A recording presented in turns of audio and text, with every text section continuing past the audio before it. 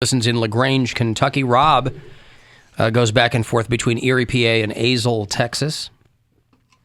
Noel is in West Newton, Pennsylvania. Gloria listens in Rocky Hill, Connecticut. We have a number of bureau chiefs in Canada. Of course, you can access the iHeartRadio app all throughout North America. So we have Ray in Vancouver. We have Robin in Toronto.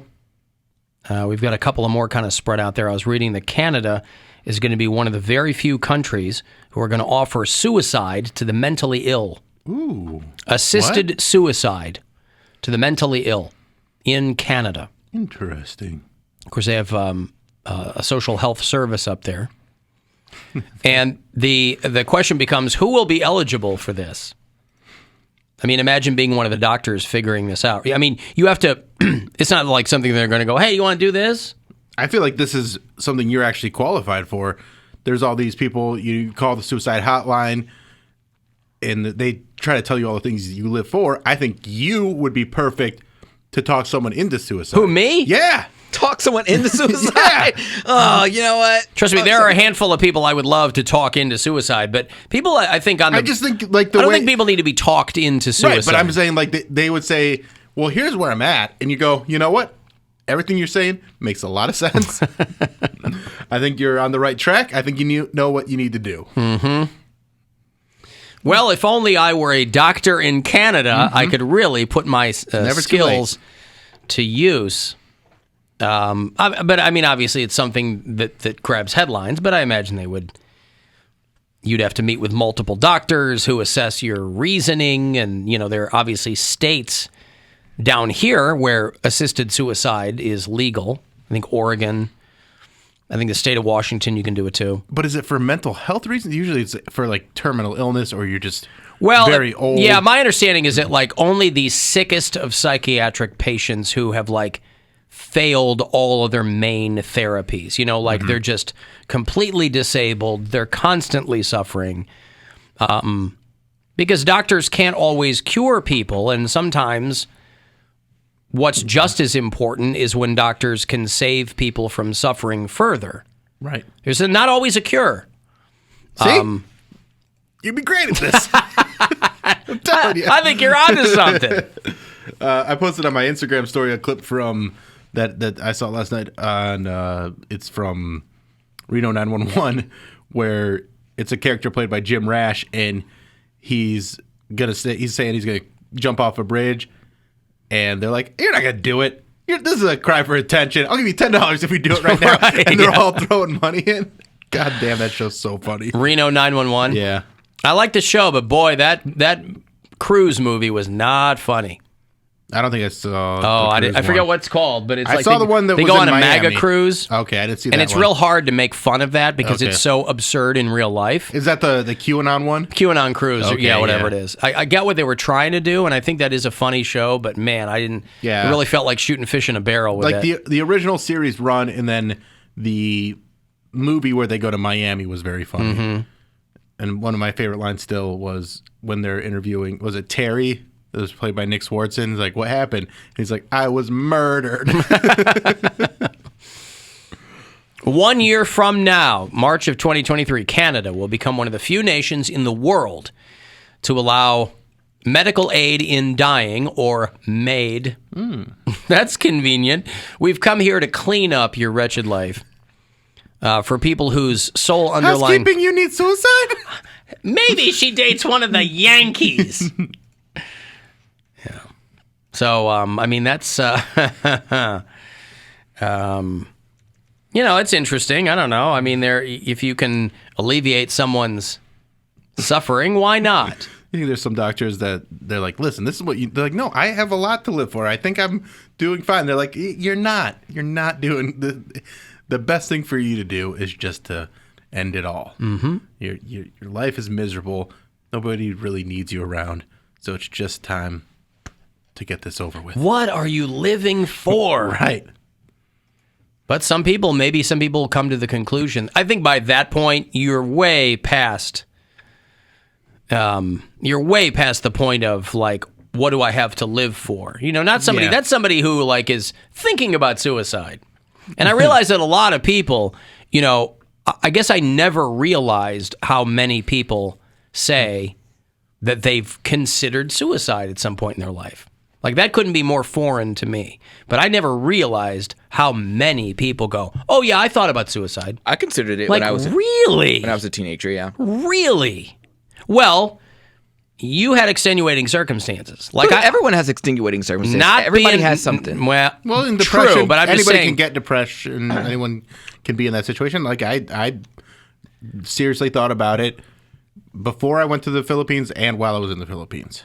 Extenuating circumstances is what, Alan? What, me being gay? well, yeah, you weren't coming out, and I mean, you were. There was definitely That's a lot nothing of weight I can on you. identify with. But so I that's wouldn't- usually what And I- for Bill, it was like the crushing weight of whatever the religion wanted Trying him to to be do. perfect. But Yeah. but again, that's what I associate. When people say mental illness, I'm saying you can develop mental illness from not living your true self. Like, I feel like a lot of these people for sure. who commit suicide, like the one newscaster who probably everyone thought she had it all, she probably had something going. Maybe she was a lesbian. Maybe she had a real hard upbringing or something like that, and she just couldn't talk about it. So therefore, she felt the only release she could have was ending her life. Look at Aaron Hernandez. That was mental illness because he was probably gay and he couldn't live his truth. So a lot of these people who commit suicide, No, and he murdered 2 people too. yeah. So, I mean, but I think that also was internalized homophobia within himself. There's a lot of self-hating gays, self-loathing. no, I loathing understand, gays. but there are a lot of self-hating gays who don't murder other people. Is my point. But what I'm saying is, for me to get to, I'm not that I identify with the murderer. I don't. But I understand what it's like to get to a place where you don't recognize yourself. You act. I got a tattoo, okay? I got a tattoo that I wasn't in my right state of mind when I got. I wasn't under the influence, but I wasn't in the right state of mind. I was doing things purposely to draw attention away from the fact that I was gay. I was a carpenter. There's I got no gay people with tattoos. But the He was kind of trying to tattoo butch that it up. got- I get what he's saying, though. Yes, Yeah. I was intentionally trying to divert attention away from the fact that my voice was high pitched and I poked my chest out, and they're like, dudes. So I always think about, what did that person have that they couldn't talk about? Like, I don't think it was the stuff that they were open about. The real mental illness is the things that like is internalized, like childhood trauma, or like things that they probably said to a priest or a therapist, and that's it. Well, maybe we could do a dry run here. You can go back to that state of mind where you were. This might be too dark. What? I was gonna have Alan try his new skill set with you. I'll try to hypnotize him into. Just No, I don't want any harm to come to Poundcake. you're just gonna talk him through it. Certainly not by his own What hand. his best options are. It might be better to do it with Poundcake currently.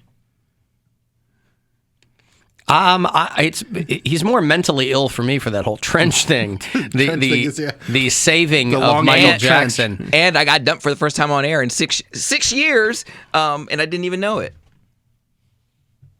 Alan, on the topic of assisted suicide, do you have any stories about prize-winning cows? You know, it's funny that you mentioned that. Have I ever told you guys This'll about... do it. This would put me over the edge. Bill, I've got to live my truth. Have I ever told you about contented Linda Grace? Yeah, you did. Oh. Several times. She was a dairy heifer owned by You told us. Dean Engelmeyer, the son of Mr. and Mrs. Lowell Engelmeyer, there in Wakarusa, Indiana. Very small town. I did tell you that? Yeah. You told us. You told us all about it. All right, well. I mean, it's a very, very quick story if you'd like me to repeat it. No, I would like you to not repeat it. I'd like to move on from It's it. a very It's just not quick, any story. succinct anecdote, and I wouldn't even call it an anecdote. I really... It's just the thing that happened that isn't interesting in any way. Here's something that'll make you feel good. Today is Dog Fart Awareness Day. Now, you think you've got it bad if you're working for the local Chamber of Commerce and you've got to come up with ways to get public attention on things that they're usually not thinking about. You know, we always chuckle where there's somebody working for the National Broccoli Council or, you know, but they're just kind of they're lobbying positions, you know, public relations jobs. And this is more in a medical capacity. Hey, be aware of what your dog is eating. And you can tell a lot by their farts that there may be gastrointestinal diseases that your dog might have.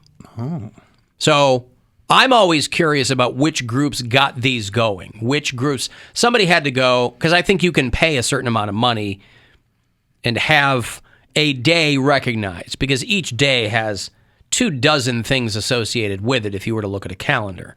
It's not like every day of the year gets its own thing. But I'm curious what organization was like, we are not getting enough people serious about taking care of their dogs.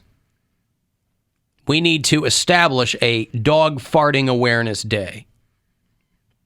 And they're even kind enough to offer a hashtag to that effect. Now, I haven't seen that hashtag pop up. I mean, sure, I'll post something about it. But keep in mind, maybe your dog has got, I don't know, parasites. Can you smell parasites in the farts? I don't know. What does that smell like? My dog farts from time to time. She's not always, but I mean, she eats dog food, so they smell bad. But I never hear my dog fart or smell my dog fart. I don't hear her fart, but every once in a while, she'll fart. And I'll smell it, but it's not like... Well, keep a nose on it. All because, the time, yeah. Yeah, today is Dog Farting Awareness Day. I keep my dog's diet pretty good, though, I think. Make sure your dog has a more active lifestyle. Smaller meals. Oh, okay. Make sure dogs aren't roaming around where they can eat garbage and feces. My dog's not a poop eater either, and I'm very pleased about that. These dogs that are walking around eating crap, oh my God. Because you're not supposed to, more and more they say, don't let your dog lick you either, because that can really cause problems. And not just like the poop eating or whatever, but some of them do. They tested like this huge group of dogs overseas and found super strains of E. coli in a whole lot of these dogs. Jeez. So like antibiotic resistant E. coli. So more and more they're like, hey, don't let your dog lick you too much all the time. Especially on the face. On the face. People are way too casual about that. Because you'll always read these extreme stories about like a woman whose dog licked her and then she had both of her feet cut off because she got She had an open wound. something. Yeah, I don't know. I mean, I used to play drums for dog lick amputation, and I'll tell you what, we didn't get a lot of gigs, but we did good shows. Yeah, a woman who needed her hands and legs amputated, a woman in Ohio who needed her hands and legs amputated after her dog licked her because the dog had some disease, had a bacteria in its saliva. Ugh. And she was just letting it was a German Shepherd puppy. And she was letting it lick her, and she had an open cut on her body, and that was all she wrote. That was the end of it. Yeah, especially don't let any animal lick an Lick your open cuts. wound. Yeah. I feel like there was a lot of negligence that went into that. Like, letting a dog lick that dog was probably licking that wound a lot. I don't think people she's even give it a probably second like, thought. okay. I mean, I don't think some people do. I would, like, if I have a cut on my hand, like I've had and my dog has tried, and I go, no, you can't do that because your mouth's not clean. Mm-hmm. And she doesn't understand that, but she understands no. And so I don't let her do it. It's not that hard of a thing to figure out. Alan, I'm a psychologist. Between 1 in 4 and 1 in 5 teenagers seriously consider suicide each year. It's true, man. No, I know. I mean, there's all kinds of public information to that effect. I say this, I'm trying to find the right way to word this, but I'm too cowardly to commit suicide. I don't want to have to deal with the pain. Like, I don't want to do it in a painful way. I don't want. Well, there's plenty of ways that are not painful. You didn't let me finish. I couldn't do it to my family either. So even if my pain was gone, like if I'm not gonna live for me, at least live for my mom, because I don't want to. That would be dying twice, dying and then knowing that killing myself is gonna literally murder my mom. Like, that's so selfish. So I'll just wait till she goes. Then I'll go. Then you'll do it? I'm just kidding. I'll wait till my mom goes, then I'll kill. I'm gonna hold you to that. Mom, you gotta stay alive until you're 90 now. We Be were just wondering, do you guys do deal if there's 2 funerals? Yeah. Can we get a BOGO? Get a BOGO casket. He's going to be digging another one of those trenches for him and his mom. No, listen, I mean, it was, when my girlfriend in college hanged herself, I had to contend with not only finding her and dealing with all that, I had to contend with the fact that she did not have a great relationship with her family, and that they thought that I was somehow to blame. Yeah, And so I was like, heavy. that's not... That's real heavy. There's a whole bunch of things going on when somebody does that. Alan, I put a gun in my mouth when I was going through a divorce. Jesus. Yeah. Never got that close. I actually tried once 45 years ago, but the belt broke. I fell and I said, that was stupid. Now I have 10 grandchildren. Listen, you take yourself out, man. That's it. And then you think of the people who botch it. I know. And you're like, you're known as the person. Well, my friend Brendan Ayer, he's a comedian. He tells a story on stage about trying to hang himself, and he used a blanket, and the blanket stretched, so he had to call his mom into the other room. He's like, "Hey, Mom, I'm trying to," and yeah, so it's like he couldn't untie it from around his neck. He tied the knot well. Yeah, and he was not being choked, but he couldn't get out of it, so his mom had to come and cut him out of it. That's a hard conversation. How do you think she reacted? Yeah, she put him. They checked him into a hospital for a while. Whoa. Yeah, he's one of those guys that he's very open about his mental health, and it's they can't figure out exactly because things keep changing too. So you get him on a medication that seems to be working, but then after a while, it's not as effective, and you have to keep adjusting it. So it's just very tumultuous. Yeah. And Poundcake is, according to the Ouija board, he's going to die at 35. So I think that the suicide, it's a moot point as far as you're concerned. I'm going to stick it out. I'm going to thug it out. I'm going to thug it out and see what happens. I'm going to thug it out. I'm going to wait till my mom goes. I swear that should be the logo on, instead of got milk, it's like thug it out. That should be hanging on every instead of got milk, thug it out. A cafeteria poster. What cafeteria still has got milk? A lot of them. Do they really? Yeah, they do. I don't know. But how does thug it out match with got milk? Yeah, it's got nothing to do with got dairy. milk is supposed to be like a nutrition thing. No, it is, but they have inspirational posters all over school. I see what you mean. So got milk is not an inspirational poster, by the way. No, but I knew that's an advertisement.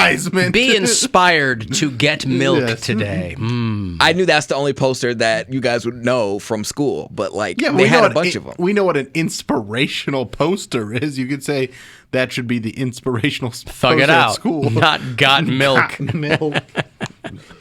Oh boy. Alan, just tell Poundcake to fixate on his huge penis and mainstream job. I don't know what that means, but he didn't say he's a huge. Did you say that? I do have a huge penis. Oh yeah, he did say that. Yeah. Oh, it's really nice. Oh, congratulations. Good for you. You got so much to live for. He's got 10 inches to live for. He said he's hung, not hanged. I do have a huge penis. It's not 10 inches. That's too big. Just go with it. All right, listen, I've got to take a break. I'll have that last pair of tickets for you if you want to see Mastodon. They are co-headlined with Opeth and bringing a couple other bands with them, too. April 23rd, just a couple of Saturdays away at the Agora. So if you want to go, I'll hand those off coming back. 35192 if you want to text. This is